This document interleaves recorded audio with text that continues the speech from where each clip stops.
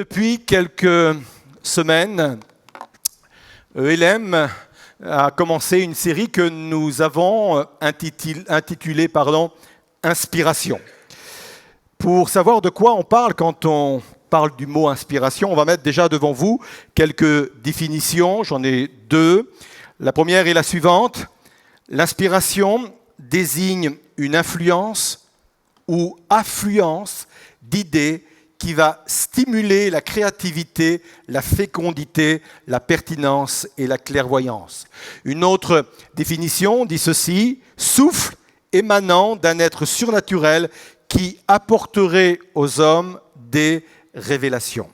Et la Bible nous éclaire sur cet être surnaturel dont parle le dictionnaire. Job le dit au chapitre 32, verset 8, « Mais en réalité, dans l'homme, c'est le souffle, l'inspiration du puissant qui rend intelligent. » C'est vraiment un privilège de la nouvelle alliance que de pouvoir vivre au quotidien cette inspiration. Dans l'ancienne alliance, c'était réservé à quelques élites, mais dans la nouvelle alliance, Dieu veut faire de nous des personnes inspirées. Dieu veut nous apporter cette influence, cette affluence d'idées qui va stimuler notre créativité, qui va stimuler la pertinence, la clairvoyance, la fécondité. Quand je parle de fécondité, je parle de fécondité intellectuelle, artistique ou spirituelle. Pendant cette série, nous avons déjà vu plusieurs choses. On a parlé des Écritures inspirées, on a parlé d'une génération inspirée, et la semaine dernière, nous avons parlé d'une génération inspirante. Et aujourd'hui, comme vous le voyez derrière moi, nous allons parler d'une prière inspirée. C'est une prière extrêmement importante, parce que la prière inspirée est la prière qui a un taux de réussite de 100%. Ça fait tout de même envie. 100% de réussite quand je me mets à prier. Jésus pratiquait ce type de prière. Devant le tombeau de son ami Lazare, il va dire ceci, s'adressant à son Père: « Je sais que tu m'exauces toujours. » 100% de réussite. Ne pensez pas que Jésus était exaucé tout simplement à cause de son statut de fils de Dieu. Dieu ne pouvait pas résister ou n'aurait pas pu résister à la demande de son fils. C'est pas cela. Ne pensez pas que Jésus était exaucé parce qu'il avait une foi parfaite. Certes, il avait une foi parfaite, mais c'est pas à cause de cela qu'il était exaucé. Jésus était exaucé parce que quand il priait toujours d'une façon inspiré. En d'autres termes, il priait toujours selon la volonté de son Père. Et quand on prie de cette façon-là, quand on prie en étant inspiré et en priant selon la volonté de notre Dieu, à coup sûr, nous sommes et nous serons exaucés. C'est Jean dans son épître qui l'affirme également, qui le confirme au chapitre 5, verset 14. Il dit ceci: « Nous avons auprès de lui cette assurance que si nous demandons quelque chose selon sa volonté, il nous écoute. Et si nous savons qu'il nous écoute, quelque chose que nous demandions, nous savons que nous possédons la chose que nous lui avons demandée. » 100% de réussite. C'est ce que nous voulons atteindre, c'est pour cela que nous voulons vivre et pratiquer et exercer cette prière inspirée. Alors on va se poser cette question: comment pratiquer ce type de prière? Et pour répondre, on va se promener un peu dans le chapitre 6 et le chapitre 7 de l'évangile de Matthieu, où à plusieurs reprises, Jésus va évoquer, va parler de la prière. Et vous allez voir qu'il y a des choses intéressantes qui vont ressortir. Et à cette question, comment pratiquer cette prière inspirée, j'aurai pour vous 4 réponses. La première, c'est la suivante. Une prière inspirée passe forcément par une prière authentique. Ce qui est étonnant, ce qui est étrange, c'est que Jésus, avant de nous apprendre comment il faut prier, il commence d'abord à nous apprendre comment il ne faut pas prier. On le voit dans Matthieu chapitre 6, versets 5, 7 et 8. Il dit ceci, « Lorsque vous priez, ne soyez pas comme les hypocrites, qui aiment à prier debout dans les synagogues et au coin des rues pour être vus des hommes. En priant, verset 7, ne multipliez pas de vaines paroles, car les païens qui s'imaginent qu'à force de paroles, ils seront exaucés. » Et le verset 8 dit ceci, « Ne leur ressemblez pas, ne faites pas comme eux, ne priez pas comme eux, ne priez pas comme cette façon de prier. » Avant de nous apprendre comment il faut prier, il veut d'abord nous apprendre comment il ne faut pas prier. Et quand il énumère tous ces cas, tous ces exemples, bien entendu, il fait référence aux pharisiens, aux religieux de l'époque, et il va dénoncer deux choses qui sont intéressantes. La première chose, il va dénoncer l'hypocrisie. En fin de compte, il dit, quand vous priez, ne jouez pas un rôle.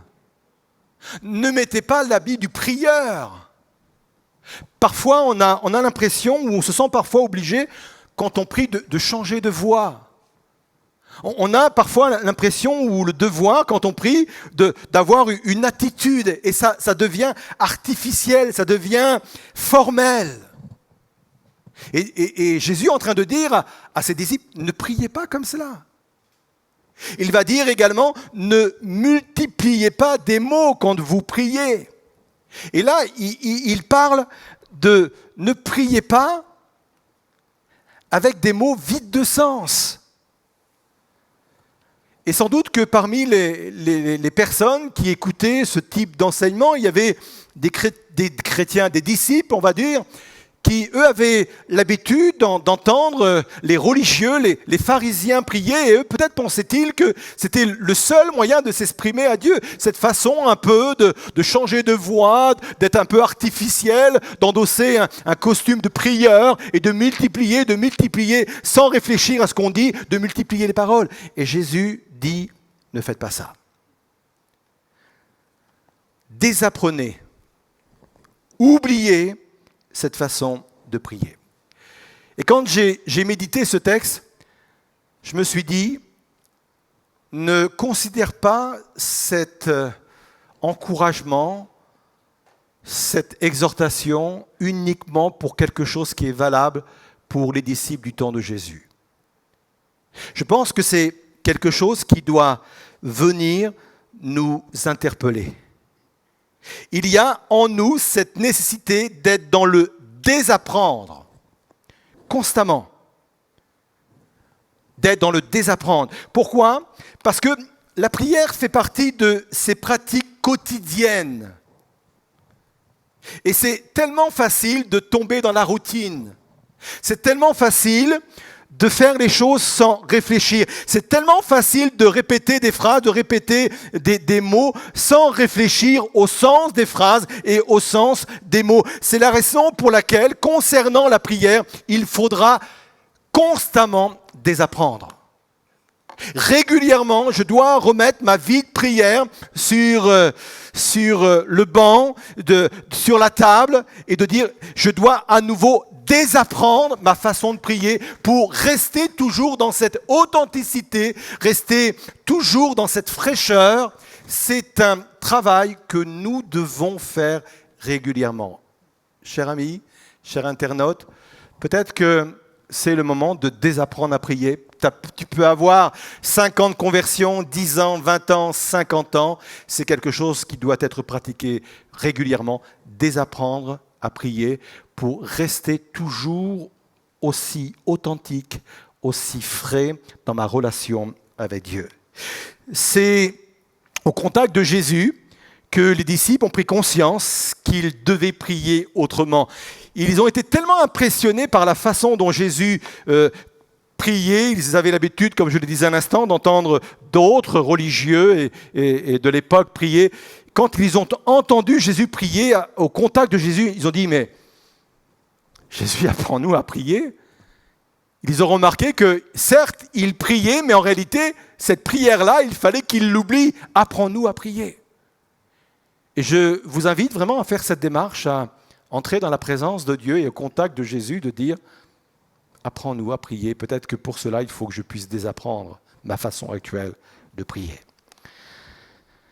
Alors à la question comment pratiquer cette prière inspirée, la première réponse, une prière inspirée passe forcément par une prière authentique. Deuxième réponse, une prière inspirée est une prière centrée sur les intérêts de Dieu.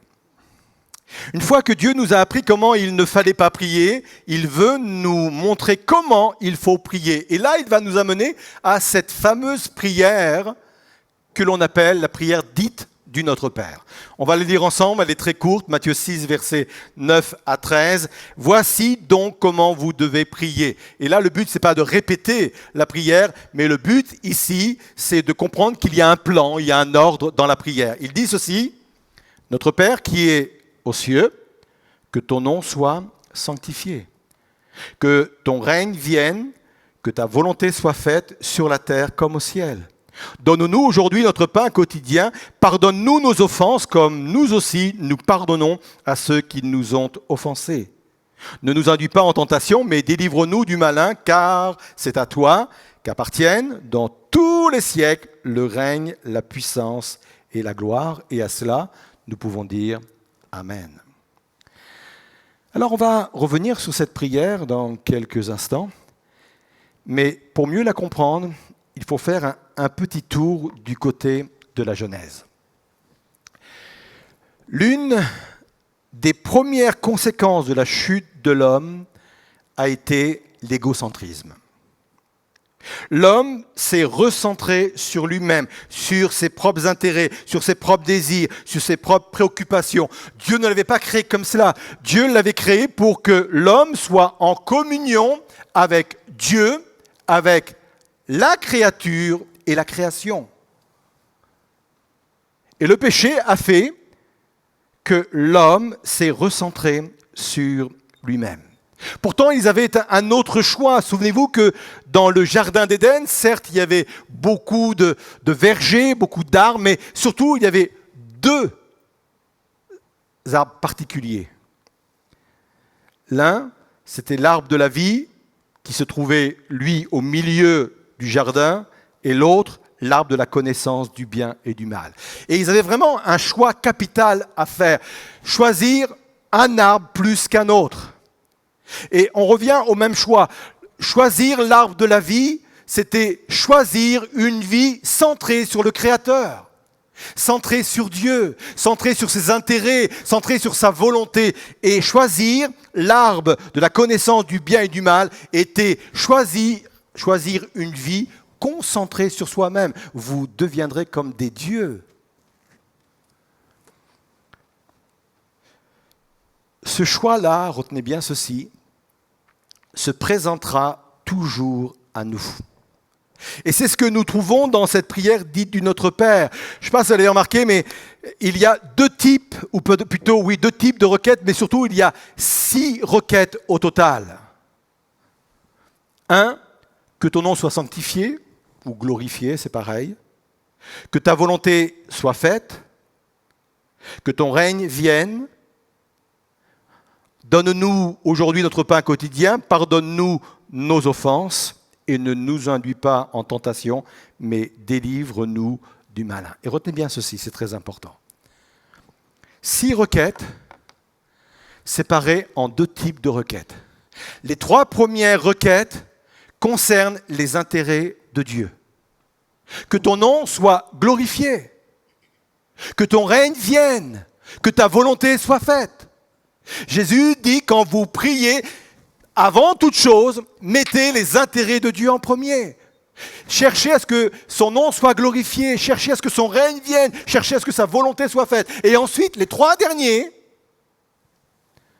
correspondent aux besoins de l'homme, de celui qui prie. Le pain quotidien, être pardonné et de pouvoir aussi vaincre la tentation. Nous aurons toujours ce choix à faire. Dieu nous demande de ne pas se tromper quand on vit une prière, quand on pratique la prière.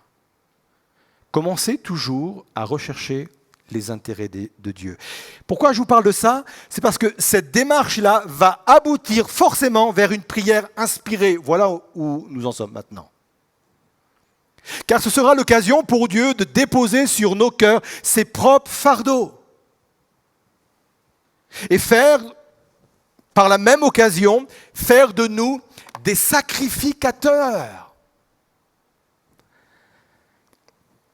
La Bible dit dans Apocalypse 1, verset 6, « Il a fait de nous un royaume des sacrificateurs pour Dieu, son Père. » Restez avec moi sur ce sujet encore quelques instants.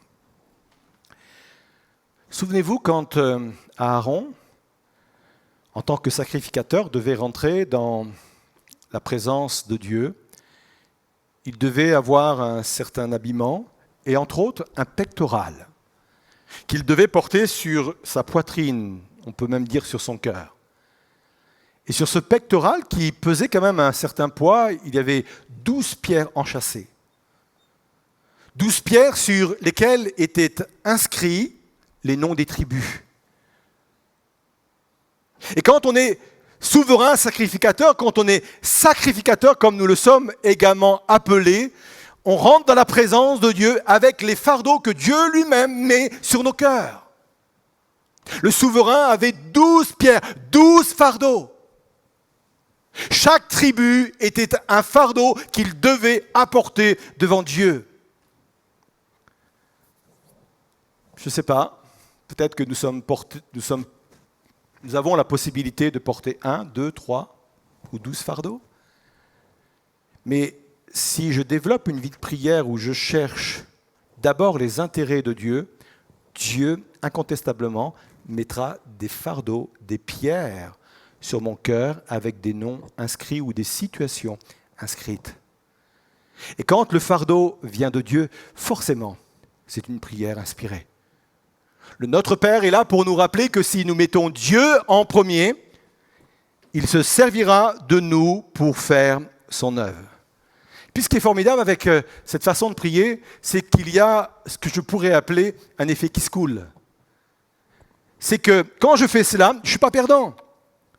Parce que comme Jésus va le dire quelques versets plus tard, cherchez premièrement le royaume et la justice de Dieu et toutes ces choses vous seront données par-dessus. Ça veut dire que quand ma priorité, ce sont les intérêts de Dieu, Dieu ajoute. Il ajoute à la liste tout ce qui peut correspondre et répondre à mes propres besoins. Comment pratiquer une prière inspirée? Troisièmement, une prière inspirée se recherche. Il faut se libérer de fausses croyances, et nous en parlions il y a 15 jours de cela, quand nous avons parlé que nous étions appelés à être une génération inspirée. Il faut se libérer de fausses croyances qui consisteraient à croire que l'inspiration, c'est quelque chose qui nous tombe dessus.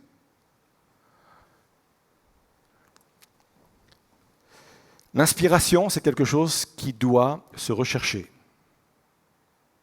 Parfois, exceptionnellement, certes, Dieu est capable, instantanément, de me faire connaître sa volonté. Ça me tombe dessus, entre autres. Mais très souvent, très régulièrement, majoritairement, l'inspiration, il faut la rechercher, y compris pour la prière. Et c'est ce que Jésus va dire toujours dans Matthieu 7. Je vous ai promis un petit voyage, et là, dans ces 2 chapitres, il va dire ceci. « Et moi, je vous dis, demandez, et l'on vous donnera, cherchez et vous trouverez, frappez et l'on vous ouvrira. » Ne concevez pas cela comme 3 types de prières, mais comme des étapes qui vont nous conduire à l'exaucement. Cherchez, plutôt demander, chercher et frapper, des étapes successives. Qui s'explique de cette façon-là. Je demande, je ne reçois pas. Pourtant, je demande, mais je ne reçois pas. C'est l'occasion de chercher ce qui bloque. On passe à la seconde étape. Parfois, ça peut être quelque chose qui est en moi, que Dieu va me montrer. Mais parfois, c'est parce que je prie peut-être pour quelque chose qui n'est pas dans la volonté de Dieu. Ou peut-être, c'est la volonté de Dieu, mais je ne prie pas de la bonne façon. Je ne prends pas le problème ou la prière sous le bon angle. Et si je cherche, Dieu va m'inspirer, va me dire si c'est sa volonté ou pas, et si c'est sa volonté, comment je dois me comporter, comment je dois prier pour ce sujet. Et une fois que Dieu m'a montré comment il fallait prier, là je me retrouve devant la porte. Et là je ne suis plus dans la même configuration du départ où il m'était demandé de demander uniquement. Là je suis devant la porte. Je suis près du but.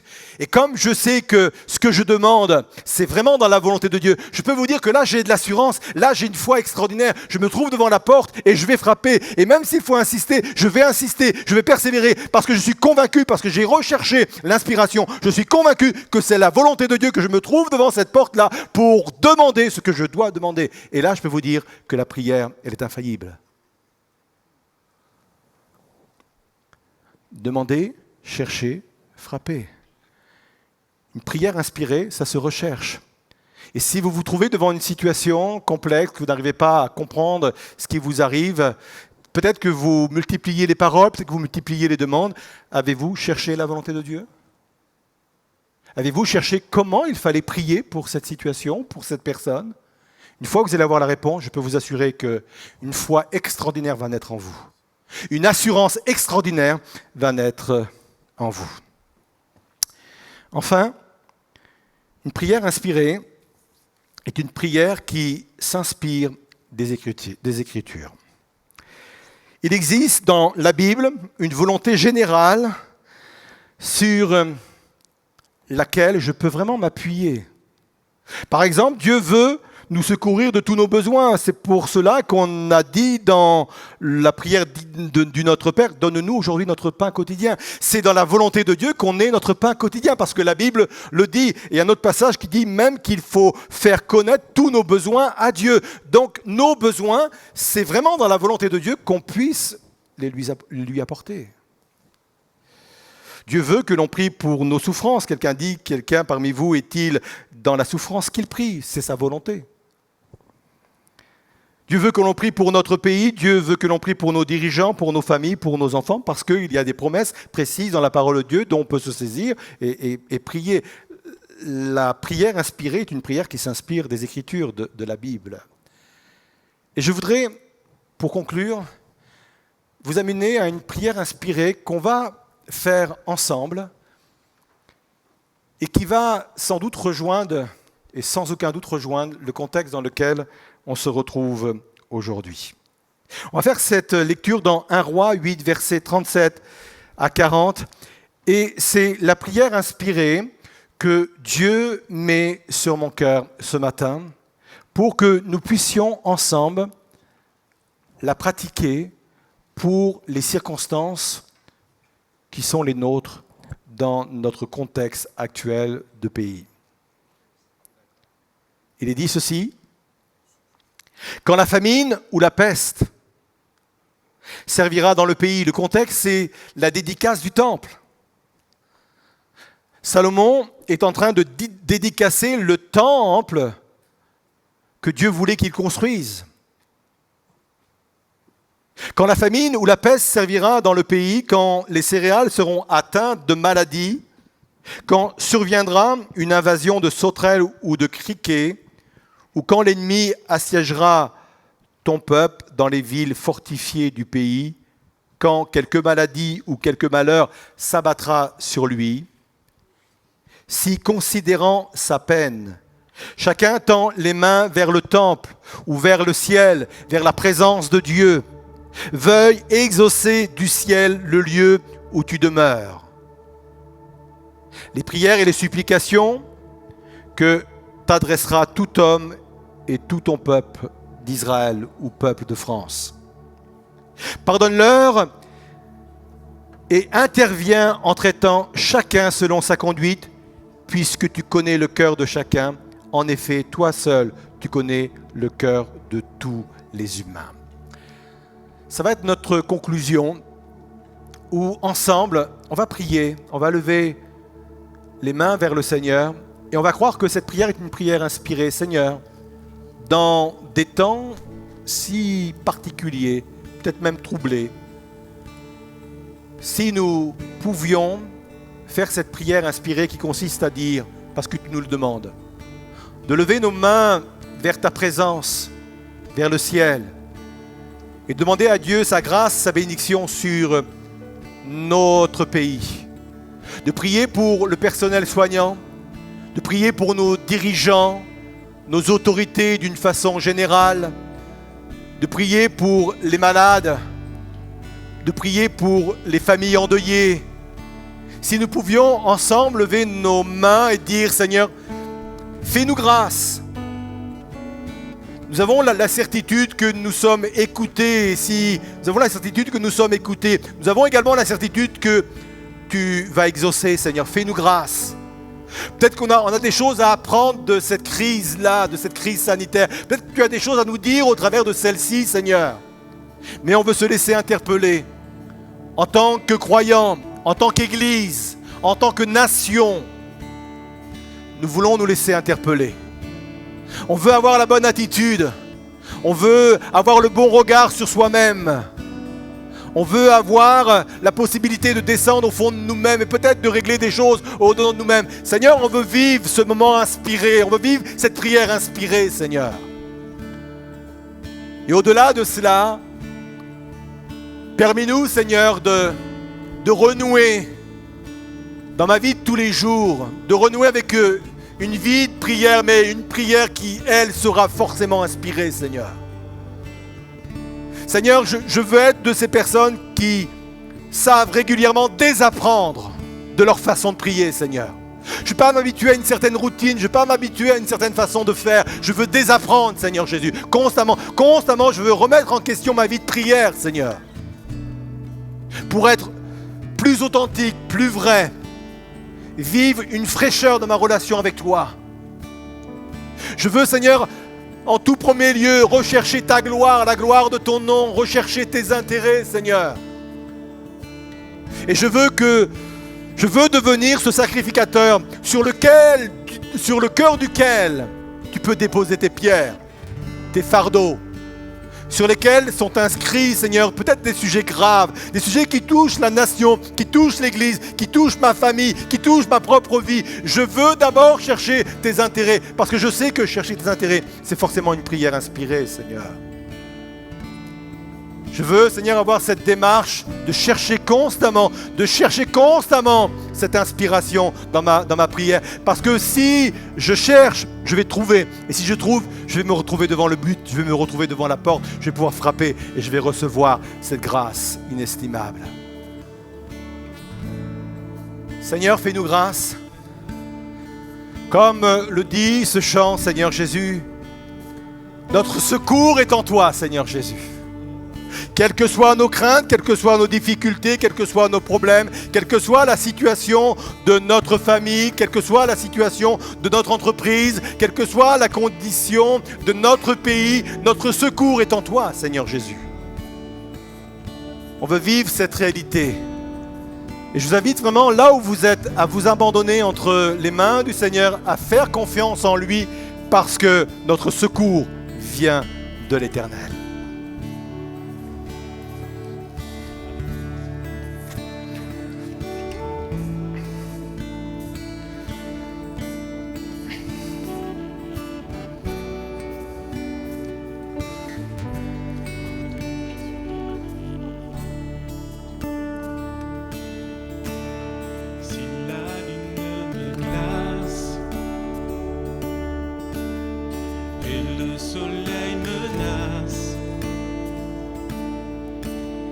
Créateur des étoiles, mon secours est en toi. Si mes larmes ruissellent et que mon pas chancelle,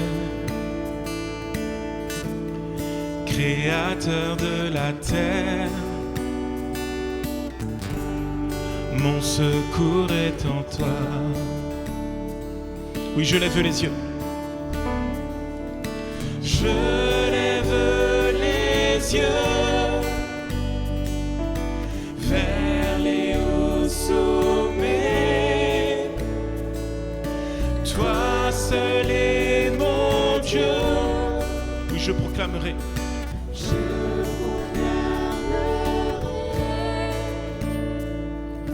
Toi seul est ma force, toi seul me restaure mon secours est en toi.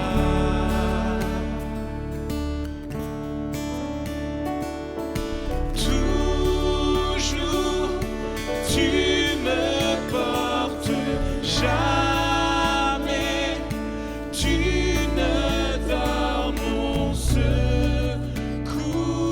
est en toi.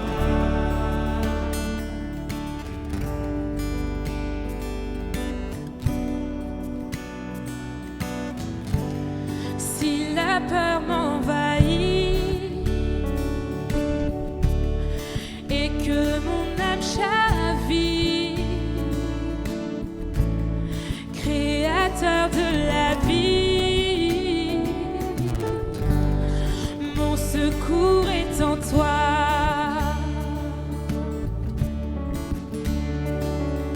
Je lève les yeux Vers les hauts sommets, au sommet. Toi seul est mon Dieu. oui, je proclamerai. Je proclamerai.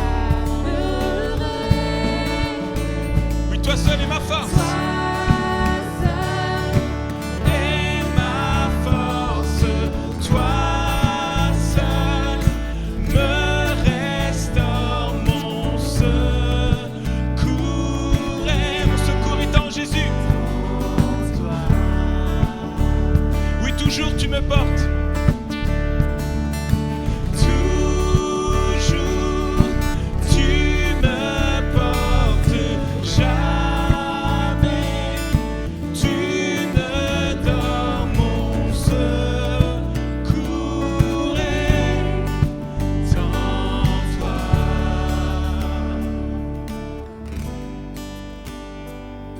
Oui, chantons ensemble ta victoire. Oui, ta victoire. Ta victoire, mon espoir, ton chemin, mon destin, ton salut, mon oui, tout est en toi. tout est en toi. Ta victoire, mon espoir, ton chemin, mon destin, ton salut, Mon refuge, tout allons le reprendre ensemble. Oui, ta victoire. en toi. Ta victoire, mon espoir, ton chemin, mon destin, ton salut, mon refuge, tout est en toi. Ta victoire, mon espoir, ton chemin, mon destin, ton salut, mon refuge, tout est en toi. Alléluia. Oui, tout est en toi, Jésus. Alléluia. Oui, ta victoire. Ta victoire, mon... Oui, ton chemin. Mon destin, ton salut. Oui, mon refuge est en toi, Jésus. Chante-le de tout ton cœur. Oui, ta victoire. Ta victoire, Mon espoir, ton chemin, mon destin, ton salut. On le reprend une dernière fois. Oui, ta victoire de tout notre cœur. est en Ta victoire, mon espoir, ton chemin, mon destin, ton salut, mon refuge, tout est. Oui, ta victoire. Ta victoire, mon espoir, ton chemin, mon destin, ton salut, mon refuge, tout est en toi. Alléluia, Seigneur. Amen. On a un Dieu qui règne d'éternité en éternité, qui est assis sur le trône et qui maîtrise toutes choses. Alors on s'en remet à lui parce qu'effectivement le secours vient de lui.